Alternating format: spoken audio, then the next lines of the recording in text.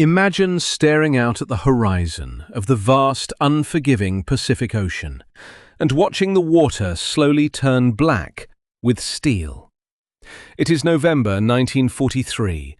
More than 100 United States warships, an armada of unprecedented destructive power, are cutting through the swells, bearing down on a microscopic speck of coral in the Gilbert Islands. This is Operation Galvanic. On paper, it is a stepping stone, a necessary logistical foothold to drive a dagger into the heart of the Japanese Empire. In reality, it is about to become a slaughterhouse.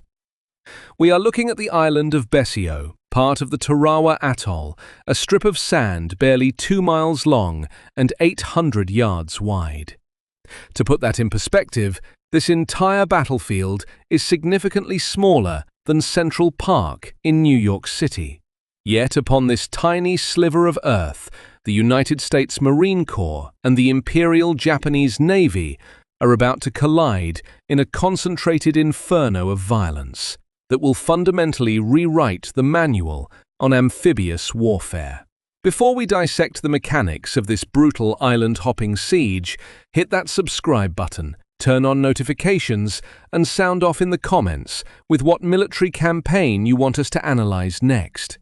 Your engagement keeps this channel armed and operational, allowing us to bring you the cold, hard, tactical truths of history. To understand why an armada of this magnitude was unleashed on a piece of real estate so small you could walk across it in 10 minutes, we have to pull back and look at the grand strategic chessboard of the Pacific War.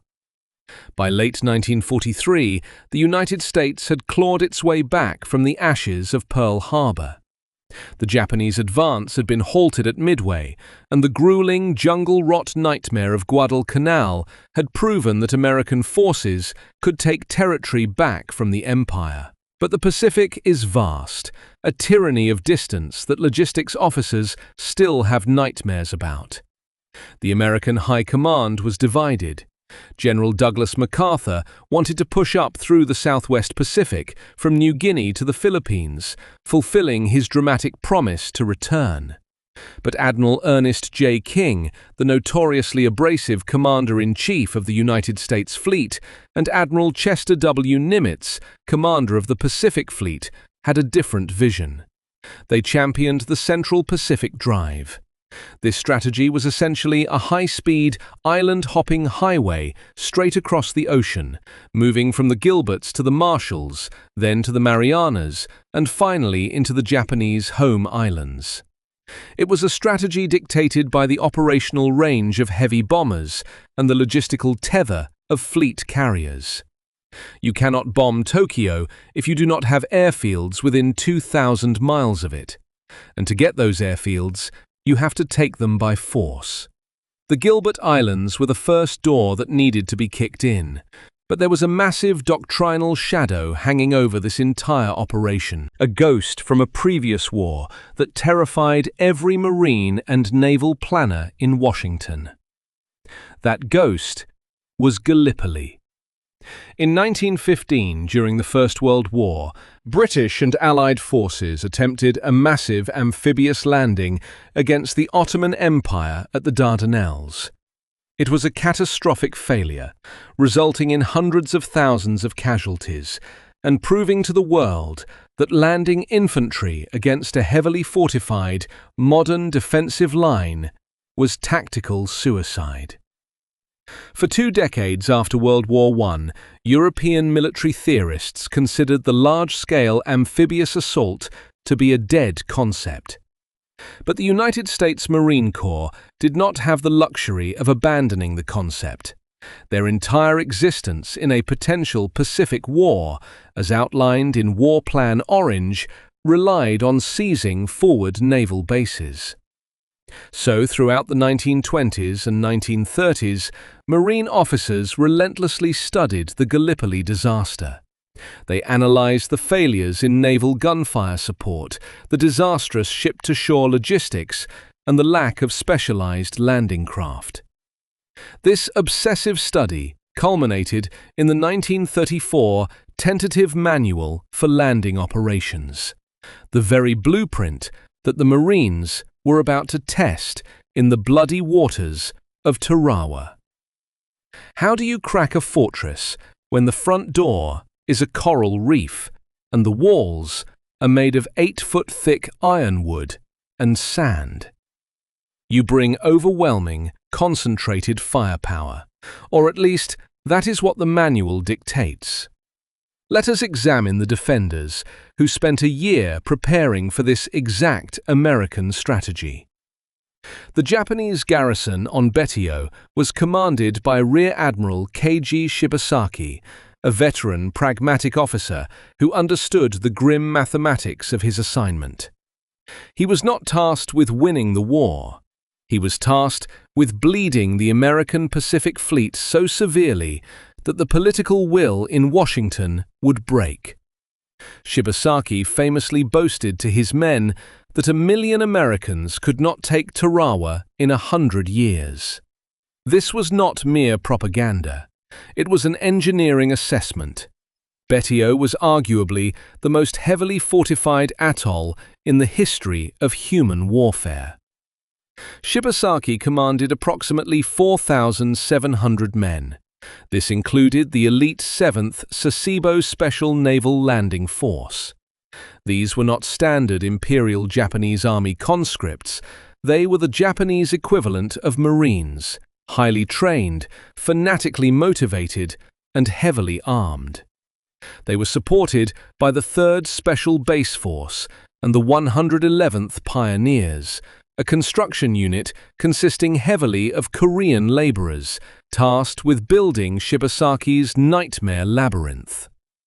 The Japanese defensive doctrine here was entirely different from the defense in-depth tactics they would later employ at Iwo Jima and Okinawa. At Tarawa, the strategy was to destroy the enemy at the water's edge. Because the island was so narrow, there was no room to retreat, no mountainous interior to hide in.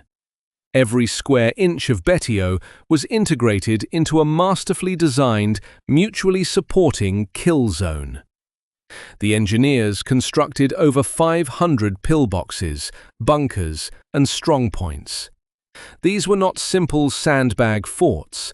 They were built using coconut logs, some measuring 18 inches in diameter, stacked 2 or 3 deep, bolted together with iron ties, reinforced with corrugated steel, and buried under 6 to 10 feet of compacted coral sand. This composite armor was specifically designed to absorb the kinetic energy and explosive yield of standard naval artillery.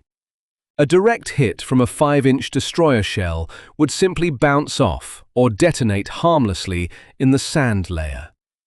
For heavy firepower, Shibasaki possessed 4 massive 8-inch Vickers naval guns. These guns had a fascinating history, originally purchased from Great Britain during the Russo-Japanese War era and now mounted in massive concrete turrets on the corners of the island to engage the American fleet. Supporting these behemoths were 14 coastal defense guns, ranging from 140mm to 80mm, heavily depressed to fire point-blank into the landing beaches. The beaches themselves were ringed with anti-boat barricades made of steel rails and concrete tetrahedrons designed to funnel landing craft into pre-sighted artillery zones. But Shibasaki's greatest defensive asset was not made of concrete or steel. It was made of coral. Betio is surrounded by a fringing coral reef that extends 500 to 800 yards out from the shoreline. This reef creates a shallow lagoon, a natural moat that dictates exactly how and when an enemy can approach. To cross this reef, the Americans needed a high tide. Specifically, a spring tide, which would provide at least 5 feet of water over the coral. But the invasion was scheduled for late November, a period known for unpredictable neap tides, where the gravitational pull of the sun and moon counteract each other, resulting in lower than normal high tides.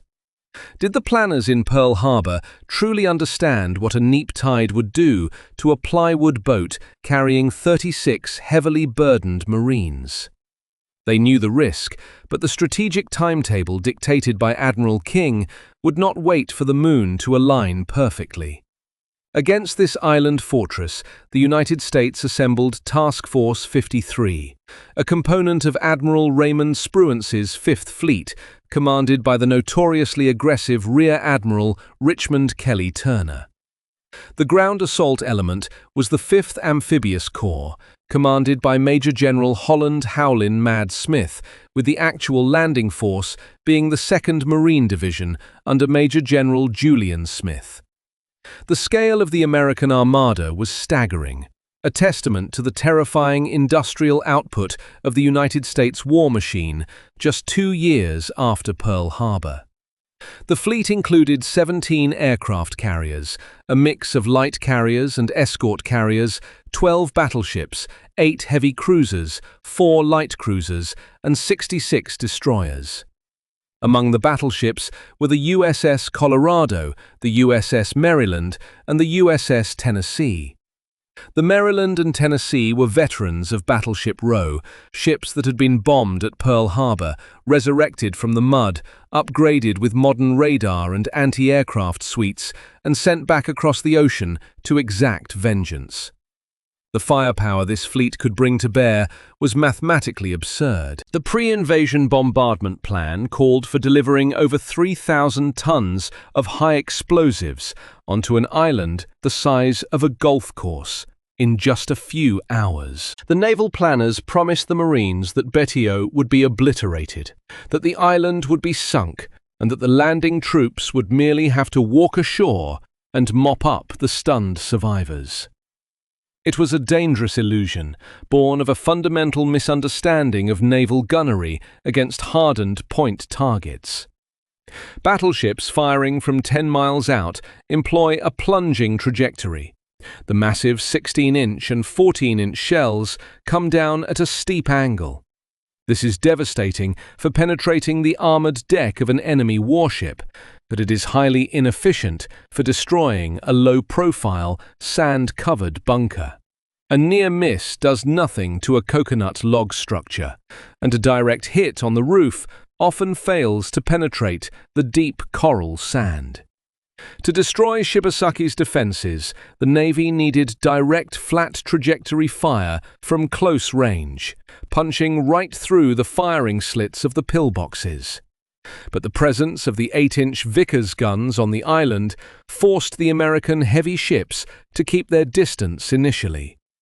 The tip of the American spear was the 2nd Marine Division, a battle-hardened unit that had fought in the malarial jungles of Guadalcanal. But Guadalcanal was a war of maneuver, of patrols, and of night infiltrations.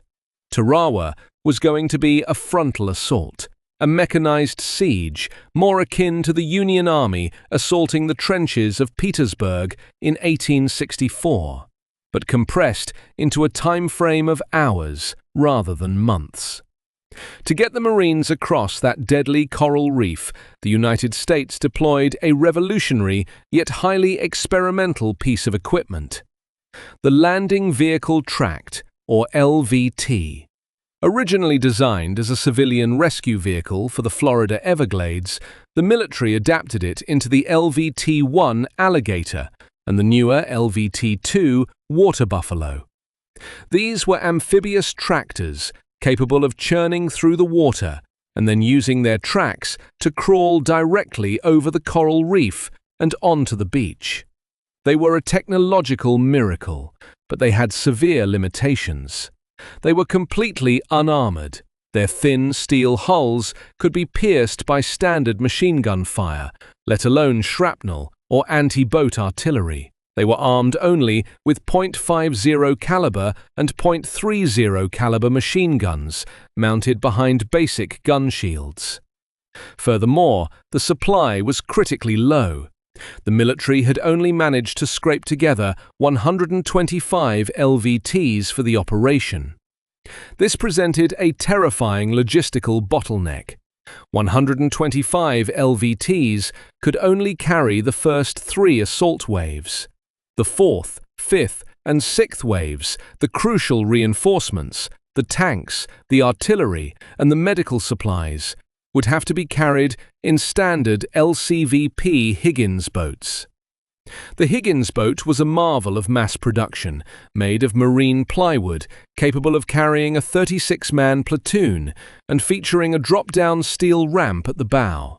But a Higgins boat draws 3 feet of water at the stern. If the neap tide held the water level on the reef below 3 feet, the Higgins boats would slam into the coral 500 yards from the beach.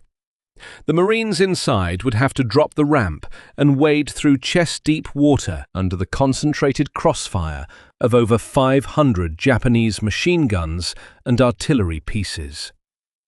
The entire operational plan hinged on a gamble with the moon, the tides, and the structural integrity of Japanese concrete. As the sun begins to rise on the morning of November 20th, 1943, the immense silhouettes of the American battleships slide into their firing positions. The massive barrels of the naval rifles elevate, locking onto the coordinates of a tiny bird-shaped island that is completely silent, waiting in the tropical heat. At 0500 hours, the silence is shattered by a concussive wave that physically shakes the bulkheads of every ship in the task force. The USS Colorado and the USS Maryland unleash their main batteries, sending 2,700-pound armor-piercing shells screaming toward Basio at supersonic speeds. For 2.5 hours, the island is subjected to one of the most concentrated naval bombardments in the history of warfare. 3,000 tons of high explosives are dropped onto a target area smaller than most American college campuses. The sheer kinetic energy of the barrage vaporizes the palm trees, ignites the ammunition dumps, and throws a column of coral dust and black smoke thousands of feet into the air. From the bridge of the command ships, it looks like the entire island is sinking into the Pacific. Admiral Kelly Turner and the naval gunnery officers are convinced that nothing organic could possibly survive this apocalyptic firestorm. But this is a fatal miscalculation based on the physics of blast overpressure and the unique properties of coral sand. When a 16-inch naval shell detonates against European concrete, it shatters the structure.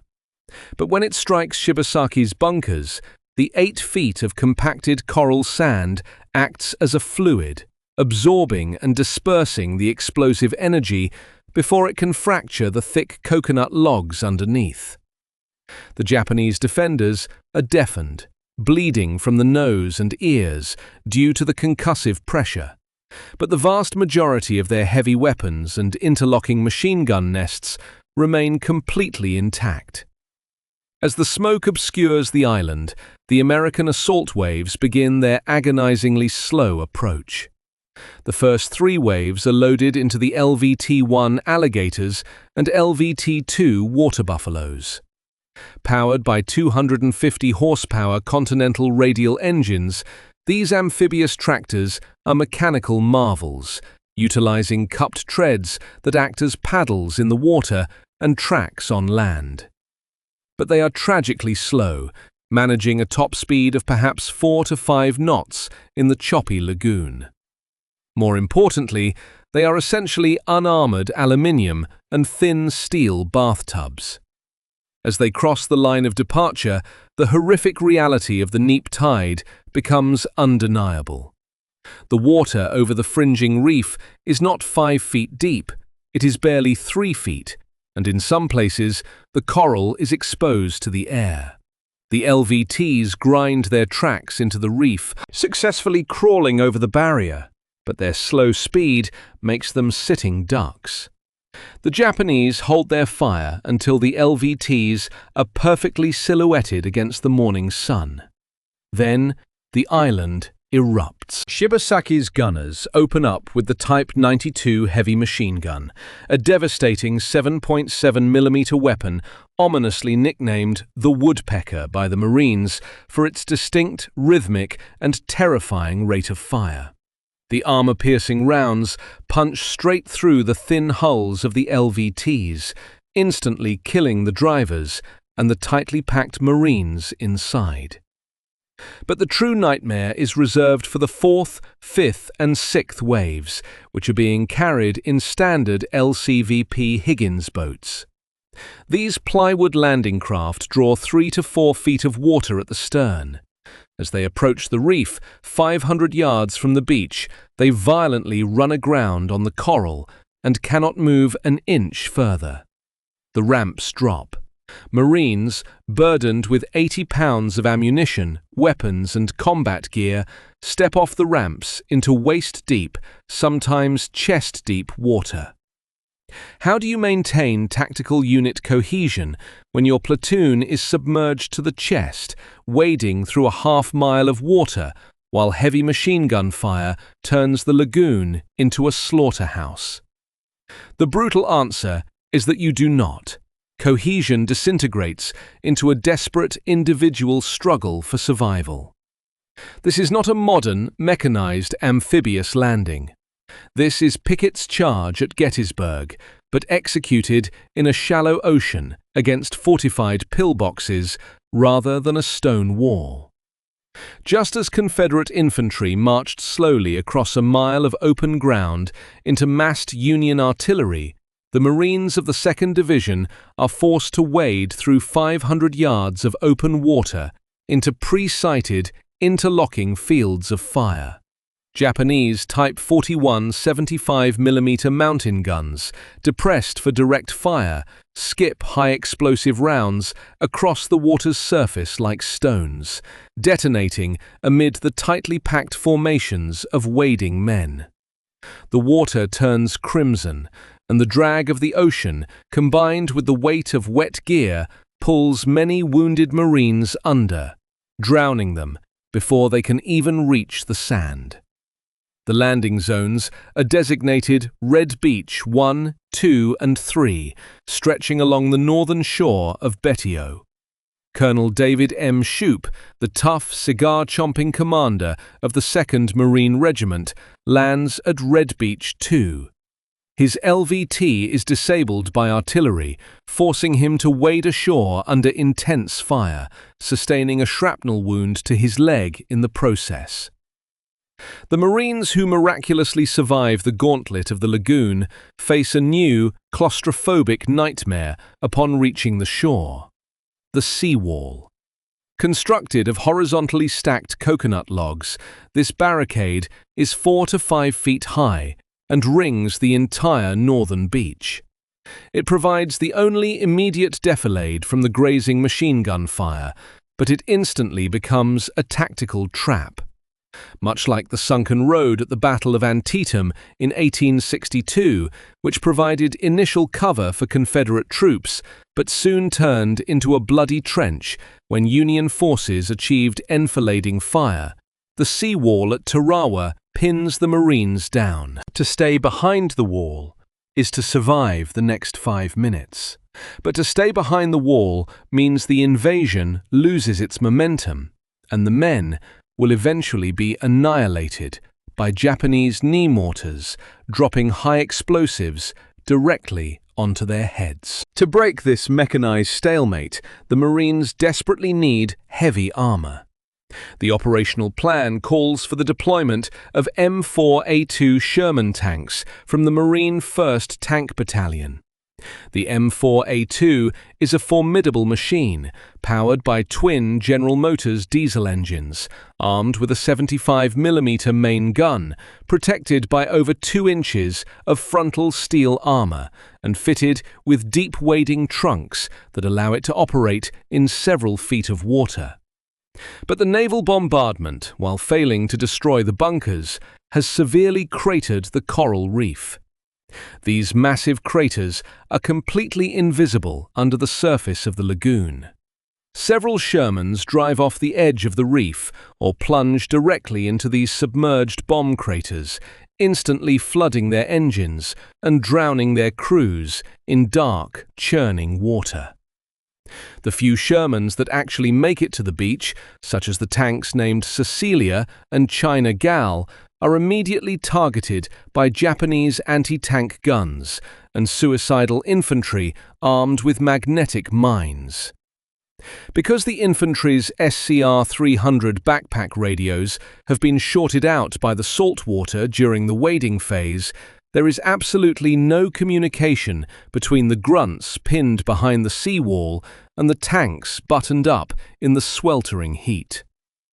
The tanks operate blindly, sometimes tragically backing over wounded Marines in the chaos, or being knocked out because they lack the necessary infantry screen to protect their vulnerable flanks and rear. Shibasaki's bunkers are masterclasses in defensive geometry. The firing slits are narrow and angled to provide interlocking fire, meaning if a Marine squad attacks one bunker, they are automatically stepping into the kill zone of two others.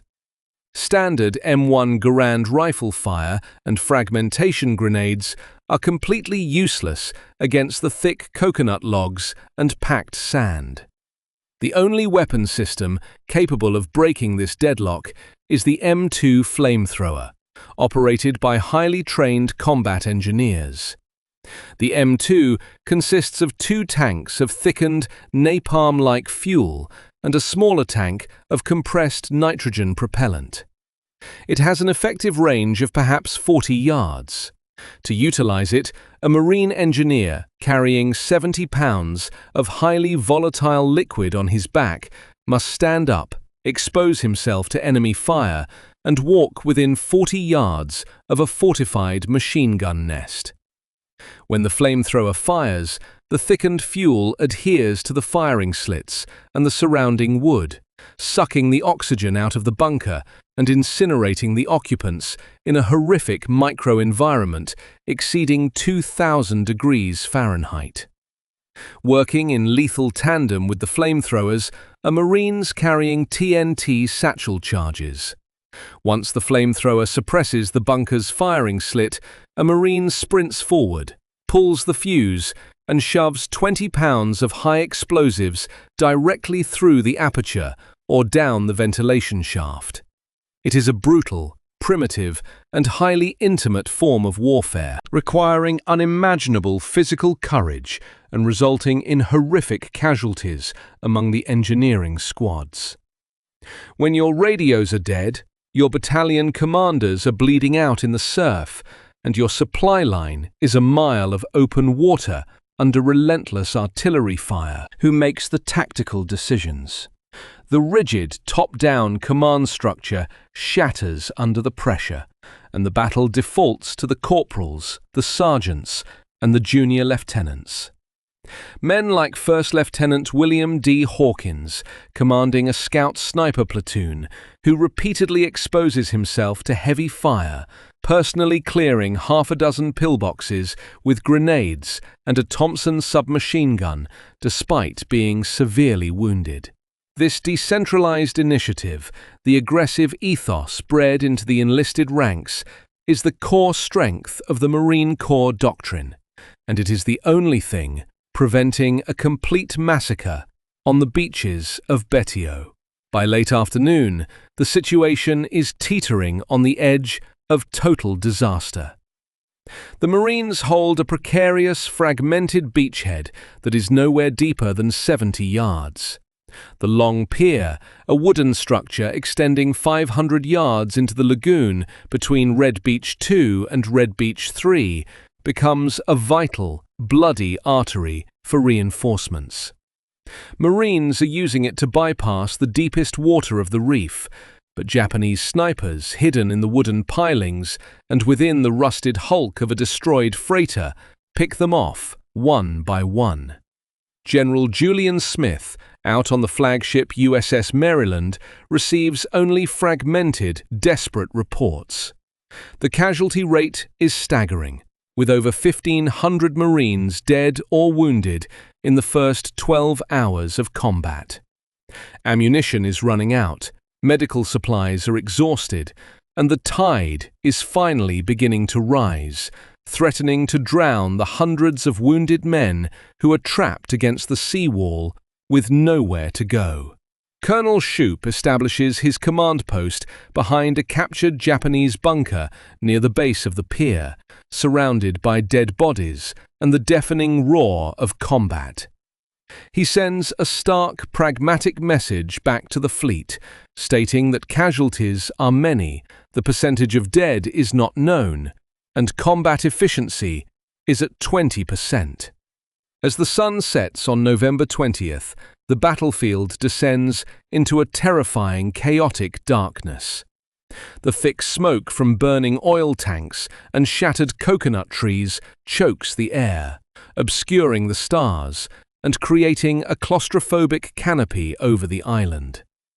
The exhausted Marines dig shallow fighting holes in the coral sand, fixing bayonets and expecting the inevitable. According to every tactical manual of the Imperial Japanese Army and Navy, the night belongs to them, and a massive, coordinated banzai charge in the darkness would surely push the depleted, disorganized American forces back into the sea. But as the midnight hours tick by, the American lines brace for an onslaught that mysteriously fails to materialize, setting the stage for a second day of combat that will require a complete tactical pivot and an even greater threshold for human suffering. The reason the dreaded banzai charge never materialized on that first terrifying night was not a lack of Japanese resolve, but a stroke of blind, chaotic luck. Sometime during the afternoon of November 20th, Admiral Shibasaki and his senior staff were forced to abandon their primary concrete command bunker because it had been heavily damaged by a direct hit from a naval destroyer. As they sprinted across the open sand toward a secondary command post, a random American artillery shell detonated directly in their path, instantly killing the Japanese commander and decapitating the island's defensive coordination. Without centralized command, the Japanese defenders remained isolated in their individual bunkers, strictly adhering to their pre-invasion orders to hold their ground rather than organizing a massive counterattack. This accidental decapitation strike saved the precarious marine beachhead from being overrun in the dark. When the sun rose on the second day, the terrifying reality of the neap tide persisted, but the Marines finally began to receive the heavy logistical support they desperately needed.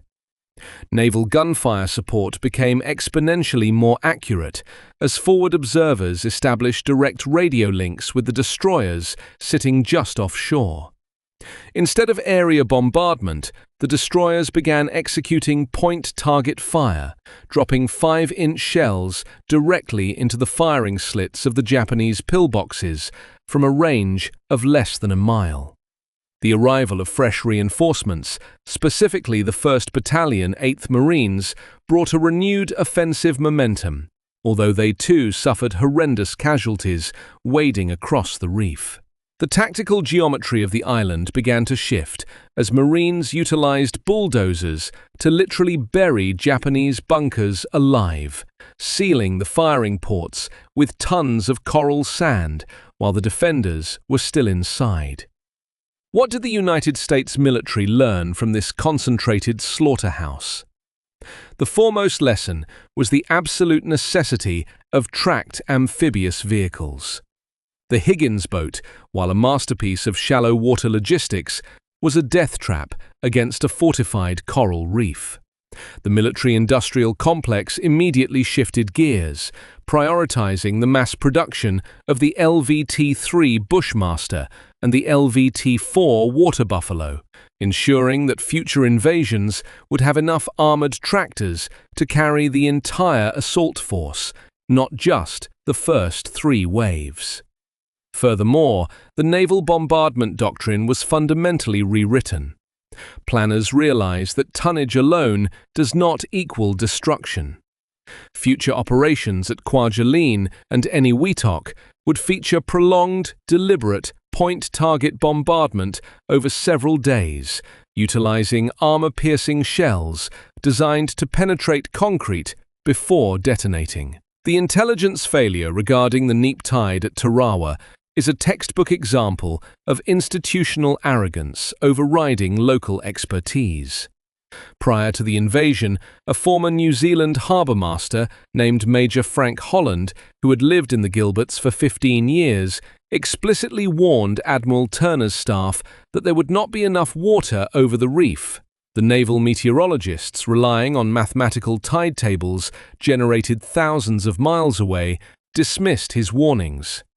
This mirrors the catastrophic intelligence failure at the Bay of Pigs in 1961, where CIA planners ignored the presence of razor-sharp coral reefs off the Cuban coast, resulting in the grounding of landing craft and the subsequent destruction of the invasion force. When high-level command ignores the granular, environmental realities of the battlefield, the infantry pays the butcher's bill. To ensure that an amphibious force would never again be surprised by submerged obstacles or inaccurate depth charts, Tarawa birthed a new breed of warrior. The Navy recognized the critical need for elite swimmers to conduct pre-invasion reconnaissance, map the reefs, and clear underwater barricades with explosives.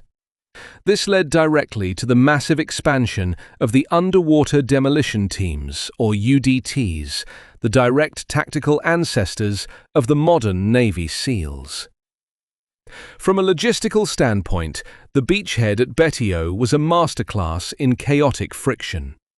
Ammunition and medical supplies were initially brought ashore in loose individual crates, requiring exhausted Marines to manually unload them under heavy fire.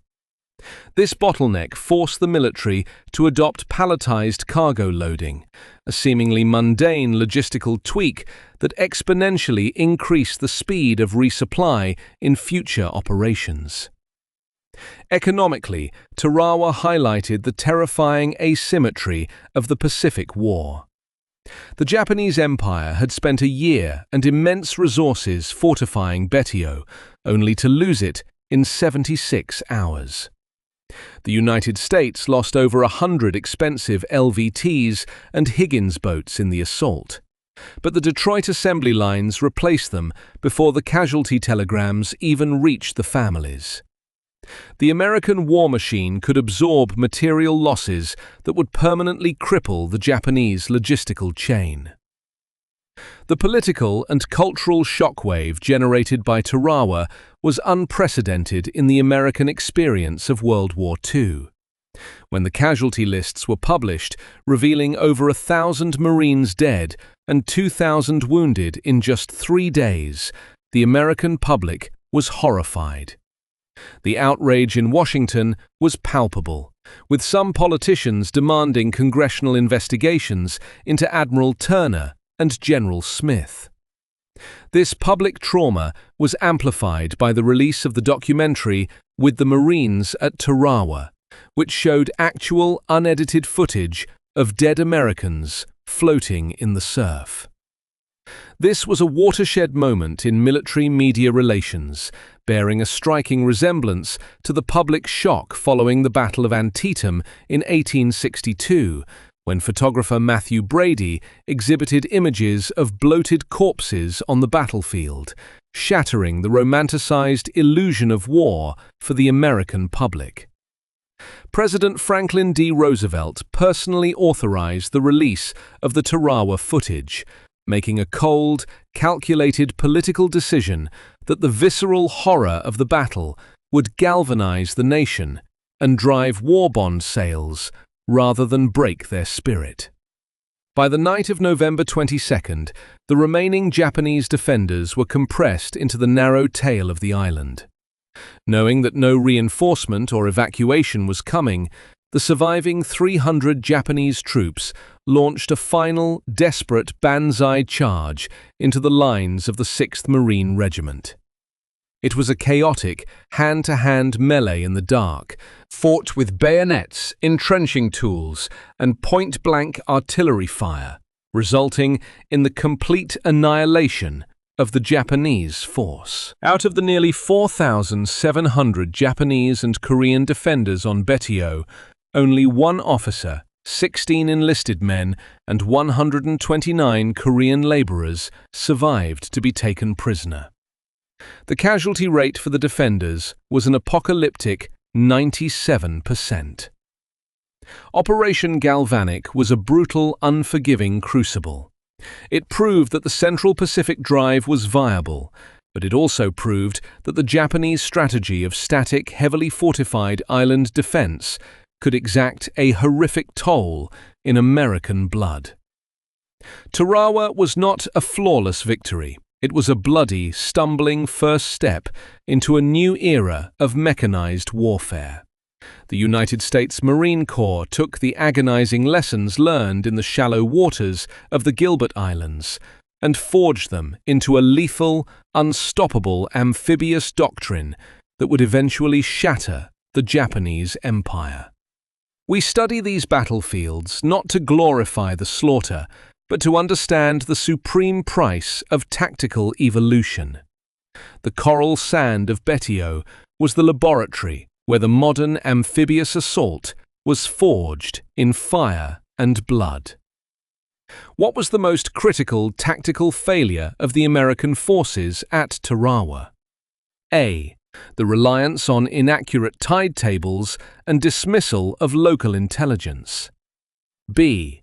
The use of plunging naval gunfire instead of flat trajectory bunker-busting fire. C. The insufficient number of armored amphibious tractors for the assault waves.